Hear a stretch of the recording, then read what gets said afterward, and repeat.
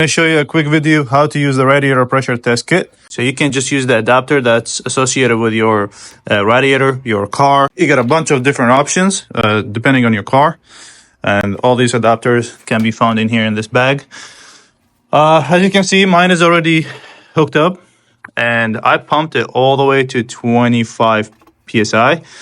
If it doesn't stay there, know for sure that you have a leak.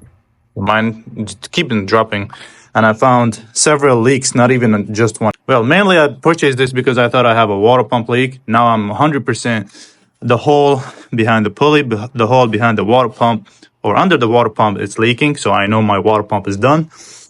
I never saw this leak. I always thought it's coming from the bottom of the radiator, which means I have a healthy radiator. Just something's wrong with the hose. This got to be looked at. And then I noticed another leak here, which is dripping on the compressor and then going down on the floor.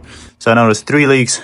1, 2, 3. And that's how you use it. And now to release the pressure, you just got to press this right here. And now you can safely remove it.